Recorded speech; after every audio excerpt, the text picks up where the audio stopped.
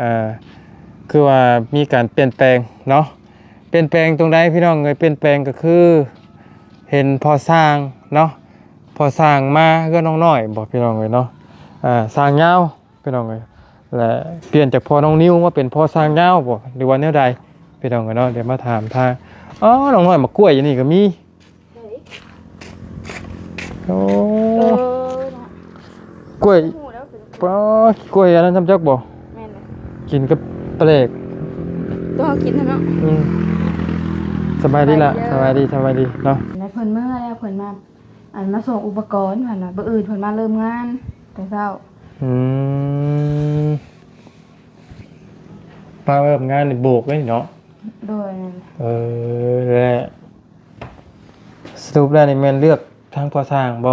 โดยไปทางยาวเพราะว่า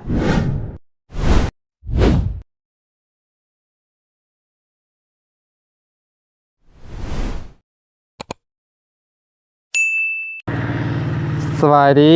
พี่น้องเอ้ยทักทายสบายดีกับสบายดีและสวัสดีเบิดกุศลสุคนพี่น้องเอ้ยเนาะยินดีต้อนรับเข้าสู่ช่องของบ่ยาวซาแนลอีกคือเก่าไปพี่น้องเอ้ยเนาะเอาพี่น้องเอ้ยต่อจากคลิปที่แล้วเนาะก็ได้เห็นผู้โชคดีเป็นที่เรียบร้อยแล้วก็เป็นรถของน้องพัดชัยพี่น้องเอ้ยเนาะสรุปแล้วรถคันนี้เป็นรถน้องพัดชัยกับน้องวิวพี่น้องเอ้ยเนาะก็สิเป็นรถของน้องเพิ่น2คนนั่นแหละพี่น้องเพราะว่าต่อไปเพิ่นก็สิแต่งงานกันอยู่แล้วเนาะให้เพิ่นใช้นำกันนั่นแหละเนาะส่วนโอเคในเรื่องนั้นมาต่อกันเรื่องเฮือนน้องน้อยพี่น้องกันเนาะคือว่ามีการเปลี่ยนแปลงเนาะเปลี่ยนแปลงตรงใดพี่น้องเอ้ยเปลี่ยนแปลงก็คือเห็นพอสร้างเนาะพอสร้างมาก็น้องน้อยบอกพี่น้องเอ้ยเนาะสร้างยาวพี่น้องเอ้ยและเปลี่ยนจากพอน้องนิ้วมาเป็นพอสร้างยาวบ่หรือว่าแนวใดพี่น้องเนาะเดี๋ยวมาถามทางอ๋อน้องน้อยมากล้วยอย่างนี้ก็มีโอ้กล้วยปอกล้วยอันนั้นทำจักบ่กินกับปลาเอกตัวเขากินเนาะสบายดีล่ะสบายดีเนาะมาหุ้งมาโยนถิ่มใส่กล้วยเกี่ยวนิดนึงคือมีปูนมากบ่โดยนั่นแหละซาสอบปูนตัวนึงบ่นี่มีปูนตัวนึงนั่งนะนั่งเตียงให้เฮานั่งคุยกันพี่น้องกันจักบะพี่น้องกันโอเควันนี้ก็แจ้งแล้วเอาหันมาหน่อยโอเคคือว่าแล้วว่าเห็นบ่พอทางยาวมาบ่โดยนั่นแหละเพิ่นเมื่อแล้วเพิ่นมามาส่งอุปกรณ์ผ่านบ่อื่นเพิ่นมาเริ่มงานแต่เช้ามาเริ่มงานในโบกเลยเนาะโดยและสรุปแล้วนี่แม่นเลือกทางพอสร้างบ่โดยไปทางยาวเพราะว่าพอบัดนี้ค่ะเพิ่นไข้เพิ่นเมื่อพักผ่อนค่ะเจอก็เลยมีการเปลี่ยนสร้างกันนิดนึงเนาะและเท่าไรอันไหนเพิ่นเอาล่ะ 12,000โบกในบ่โดยพอราคาก็ย่อมเยาเนาะพี่น้องก็ถือว่าพอฟังเพื่อนจ้าในการช่วยเหลือกับบนักปันใดก็โอเคแหละเนาะแต่สำหรับท่านของน้องนิ้วก็เฮาก็ยังบ่ได้ทันได้ต่อน้ำเพิ่นก็ยังบ่ได้ต่อเนาะก็คำที่ต่อน้ำพอเราดีกันเราก็อาจจะรุดให้อยู่แต่ว่ามันก็ยันว่ามันบ่สะดวกเลยไปกันมาเราบ่สบายเราอยู่ไกลเนี่ยเราก่อขึ้นได้ทำนี้ก็โอเคละเนาะใหญ่ทั้งพอยาวเพิ่นคำเพิ่นรถอันนี้ก็คาอยู่คอยกินเพิ่นอีกบางแม่มันก็ยังบ่คุ้มเพิ่นเนาะโดยอย่างคนตัดทางเดินทางไกลเหรออันนี้เราก็สิพาหมู่เรามาเฮ็ดนำแหละเนาะเบิ่งนี่โดยเราก็สิพาหมู่ทางพ่อหลวงเพิ่นแหละมาคือเก่าโดย2คนเพิ่นน่ะ3คนโดยเพิ่นมาส่งเองในบ่ปูนี่โดยเพิ่นมาส่งตอนประมาณ 10:00 นเลย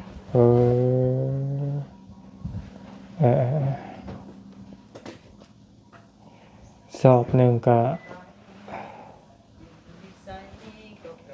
80ป่ะปูนเขียวตอนนี้พี่น้องเนาะ ตัวหนาไปจะว่าแสน2แสนก็บ่จักบุญแต่ก็บ่ได้แพงนะ35 30เอ้าก ระทั่งเว่าให้น้อยก็เป็นคำเจ้าอยู่เนาะแต่มันเดือนั่นปล่อยซื้อต่อออกไปแล้ว ได้กำลังเดือน ซื้อต่อเอาเพื่อจากสอบละ80ก็ซื้อสอบละ30 เดือน เมื่ออันเฮ็ดหมองทางรถขึ้นนะพี่น้องเนาะแต่กระบาว่าสิก็จะบ่หลังไม่ก็ได้เนาะเดี๋ยวเพิ่นสิเว้าให้พี่น้องเนาะแบบพอได้เมื่อไต่รถขึ้นอยู่เพื่อนมันนะเนาะพอเพื่อนมันสูงเอารถขึ้นยะพอได้ไต่ไม่เป็นขึ้นนะสิว่าอ้าวบ่ยามคือบ่ซื้อเอานะก็สิซื้อก็ซื้อได้อยู่แต่พี่น้องก็ว่าแล้วก็สิคือของน้อยๆป้าไว้มันก็บ่ได้ใช้หยังนะพี่น้องก็ว่าสิขอน้องเพิ่นมันจัก3 4 5แผ่นนี่แหละพอได้มาตอกเอามองรถขึ้นแต่บ่แม่นมื้อนี้ดอกเนาะก็พุ่นแหละมันแล้วเฮือนได้ซานเจ้าพุ่นแหละเนาะก็พังเบิ่งเสียวอยู่ขอไม้แป้นที่เพิ่นเทคานนี่นะพี่น้องเนาะพอได้เมื่อไต่มองรถเพิ่นบ่ยาวขึ้นเป็นเอาไว้อยู่ในนี่มันเย็นเนาะ เย็นมื้อมันเย็นเด้ บ่หยุดเฮ้มดิ มื้อมันเย็นมันก็เย็นเนาะ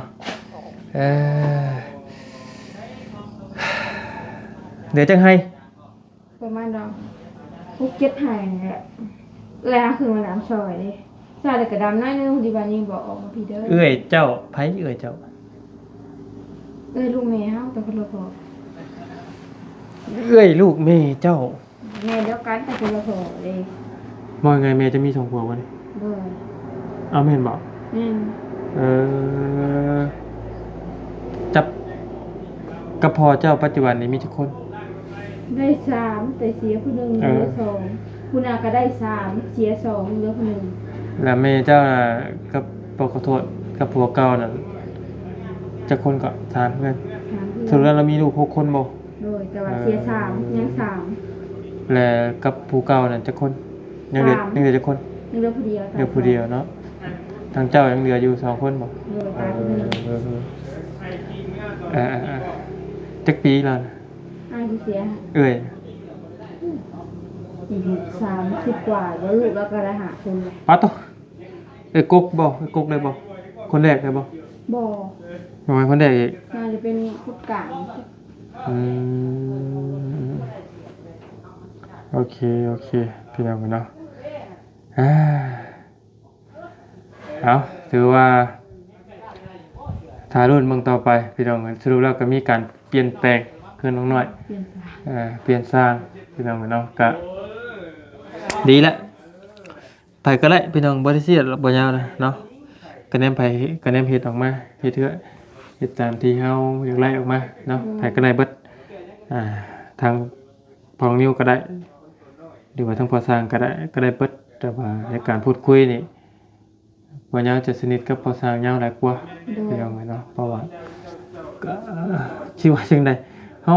บางเทื่อเฮาก็ลิ้นนำเพิ่นหลายก็บ่ได้คือพองนิ้วก็ด้วยความที่เฮา เป็นผู้ใหญ่กว่า เป็นผู้ใหญ่เพื่อเขาก็เขารพเพิ่นเด้พี่เด้อบางเทื่อก็บ่จะบ่เหยาะเพิ่นหลายเนาะเฮาแบบเคารพเพิ่นแบบนึงแล้วก็บ่กล้าเหยาะเพิ่นบางอย่างครับพี่น้องเนาะคือบ่ทางก็เคารพเพิ่นกันแต่มันก็อีกคนละแบบนะ เป็นคนที่แบบยอม พี่น้องเนาะคือวันแรกนี่เป็น มันเกิดน้องยุริพี่น้องมันน้องก็ว่าจะไปอยู่พี่น้องว่าก็ไปผูกแขนลานนั่นแหละเนาะไปผูกแขนลานก็ได้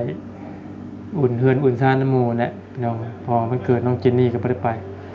ก็เลยพอบอกว่างตอนนั้นก็ได้สิไปเกิดดูบอดี้เอาไปพี่น้องคือเก่าแล้วพี่น้องกันเนาะเฮือนซ่านน้องน้อย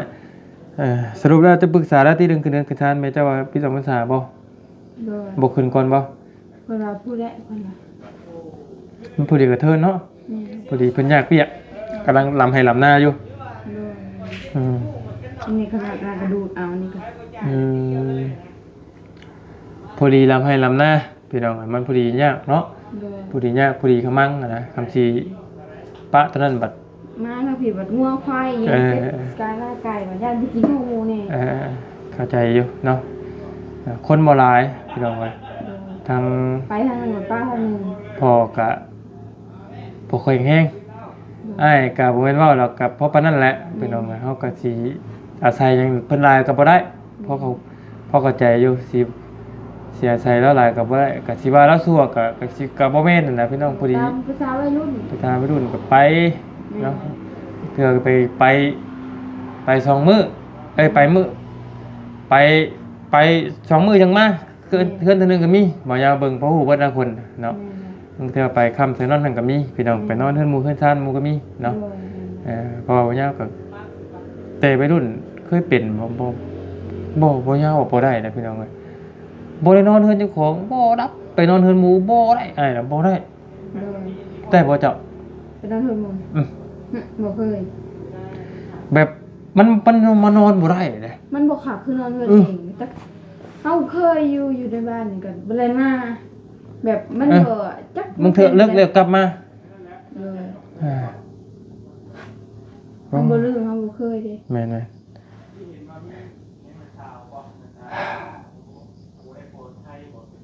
ไปซะมีแต่โอเคพี่น้องเอ้ยเดี๋ยวไปน้องหน่อย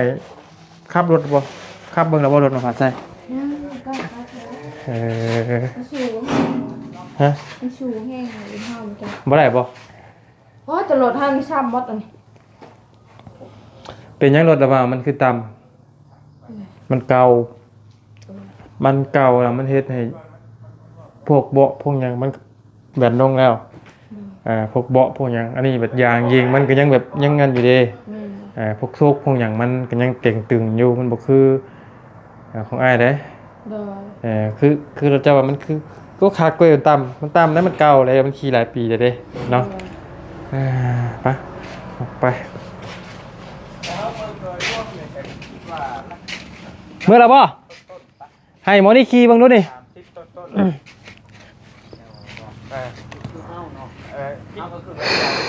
ต้นใจนะผมก็ตัวเดียวมากอะไรปีแล้ว แห่นี่เอาไว้ที่อัน ครั้งแรก อ่า ถามมาอยู่ต้นใจก็เลย4ที่อันว่ากันเปื้อนพออยู่บ่เนาะมีแต่ว่าเก็บทิ่มในอีหลามาหุ้งนะมันเน่าเห็น แต่ปวดไตช่วงโควิดแต่คนนั้นคนไทยทับต้นพิการเป็นอะไร ป่วย ไปมาหาสู้กันบ่ได้บัด ถามลูกเครื่องไทยลาวบ่ จ้อย คอยกับเครื่องไทยลาวคือกัน แล้วจึงถามอยากเขาออกตลอดในบัดนี้ปักหัว อย่าผู้เนาะน้องหน่อยก็ยังบ่ได้ฮู้นี่บ่ได้ฮู้ได้ว่าเป็นลูกเครื่องไทยลาวนะจะฮู้บ่ บอก จะเป็นกระจาย ลูกเครื่องไทยลาวบ่ได้อันขาลุงหนวดบ่ปูนนะก็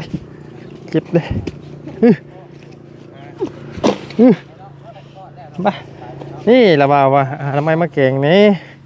พี่ชายเพราะว่าที่รถไป มาปูเนยอมบอกเจ้า พ่อจะมาเบิกอยู่หน้าเฮาสองสวนเต็มสวน ลูกเป็นคนไทย มากันพี่ป่าภาษาเห็นนี่นะ คนไทยแม่เป็นคนลาว มันยังบ่ไกล มาเก่งนี่ มันแก่แล้วจะมาหนึ่งสิ มาเก่งกินนี่เห็นมา มาหนึ่งยิ้ม ยิ่งได้6 ปีแล้ว เก่งกับหน่อไม้ อยู่บ้านเจ้า จังเจ๊เนาะพี่น้องเลย เป็นลูกสาว เ ดูเพื่อนน้ำกันเลยบอกคนละลา พอทางแล้วมาเบิ้งบ่หรือว่าเรามายังไงนะ มันมาเนี่ยอุปกรณ์ ไปล้างถ้วยปะ นาเท้ามาดูเรื่อง ไม่ดิรถเขาเนาะงาม พอเห็นคร่าวๆนะเห็นเดินดูว่าช่วงที่น่าสนใจ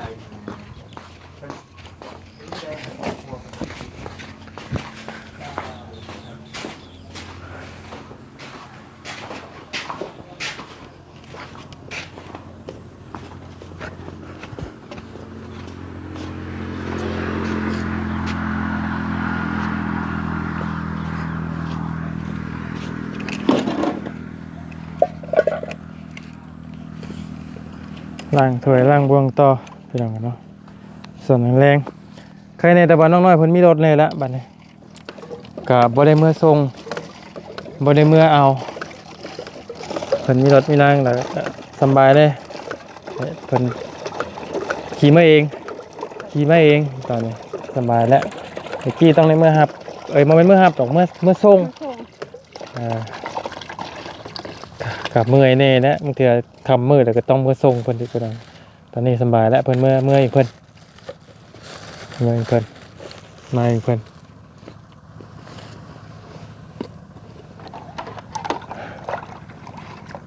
ตัดบ่หน่อยผม เขาตัดเลยอ่ะ อาจิตัดให้ บ่ ตัดคือผมพี่จินตลาเลย เมื่อกี้ห้องอยากตัดอยู่บ้านไปเห็นผมมันงามบ่เขาตัดมันออกบ่งาม บ่มันยาวโพด งามเขาตัด จักปีอ่ะ อะไร ผมเนี่ย มันตัดตลอดของตัดขานี้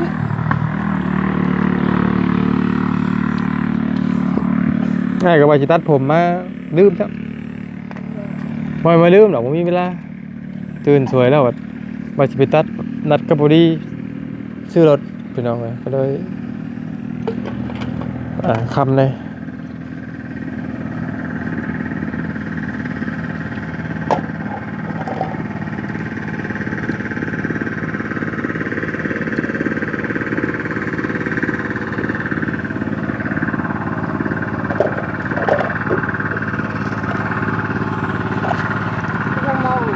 ฮะ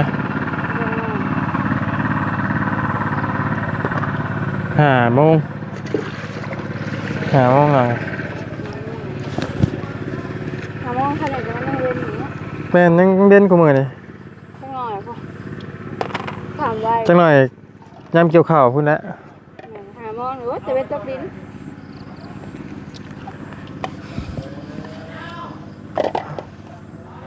โดยยืมบ่บ่ดีดียืมบ่ยืมก็ยืม ตั้งกล้องเฮาเจ้าใส่รถมอนิวก็ได้แล้ว ยืมได้ด้วยค่ะ มอนิวไปแล้วจะไปเอา จานว่าชาอยู่ว่าหัวนะชาหัวอยู่แล้วป่ะ นี่ไอ้หากระซักคืนนี้ คือ หัวเฮาบ่มีคือมอนิวดอกไปโอ้โหเฮานี่ได้ค่อย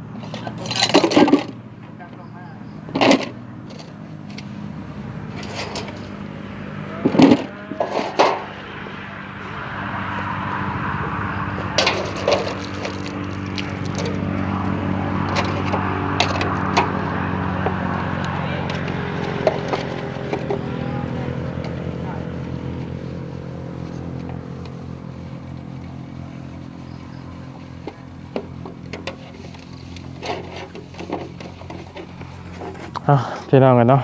ให้น้องเพิ่นล่างพี่น้องกันเนาะกะคักแล้วล่างกะคักแล้ว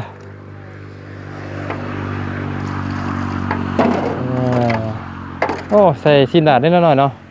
ได้มองอ่ะ มันบ่มีสิ้นเนาะโอ้คักคนได้หน่อยเลยมีสิ้นใครอยู่ป้อเพิ่นมาตลาดหน้าได้เนาะ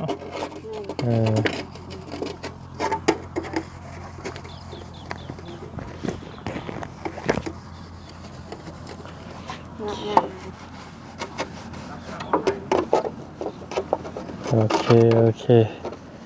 เอาโอเคสร้างไปรอดได้จบคลิปปิดคลิปก่อนเด้ออยู่ดีมีแห้งเนาะส่งหมานำด้วยสบายดี โอเคเพียงเลยเนาะส่งหมานำรวยสำหรับเพื่อนซ่านน้องน้อยนี่ก็มีการเปลี่ยนแปลงเนาะมีการเปลี่ยนแปลงนิดนึงเพียงเนาะนี่แต่ว่าอยู่ดีมีแห้ง เอาย่างขี่รถจักรว่ามื้อแรง ขี่จักรไผ จักรก็ขี่กับเราลามได้ก็ได้แล้วว่าหยังเดี๋ยวขี่รถจักรไปนำพาว่า ขี่จักรไผ ไปเฮือตอรี่จักรบ่จักรแรงประหยัดน้ำมันได้ค่ะสาว เพื่อเมื่อเบิ่งเมย์เบิ่งไง เฮ็ดดีๆหมวกกันน็อก สี ไผ แดงมันงำไปแล้วอยังกับมือจับกันเกิดยังออกอยู่บ่กล้าใส่เลย อย่าไปแก้ได้ป้าย เป็นอันเดียว เราเบิ่งกอดกันให้เบิ่งในบัตรนี่เอาเมื่อแหละ โอเค ก่อนมันถือไงก่อนลุมมานั่งไว้ไหมได้ โอเคไปโชคดีโชคดี เออ รถไปกอดกันต้อนเมื่อไหร่ หมวกกันน็อกข่อยกัด ได้นิ่มมิลลิโลได้สักที เสียงหล่นเฮาไปนิ่มได้เว้นมา PCX กะ หัดเลยโอ้บอดีเลย เอาบอกว่านี่หล่นเฮาไปนิ่ม บอมันสไตล์นั้นสายพาน สายพานเด้ เรียบร้อยเนาะ ไปโอเคพี่น้องกันเนาะอยู่ดีมีแห้งเบิดกุสู่สู่คนเด้อพี่น้องกันเนาะขอบคุณขอบใจที่เข้ามาติดตามรับชมคือเก่าคือเดิมพี่น้องกันเนาะขอบคุณได้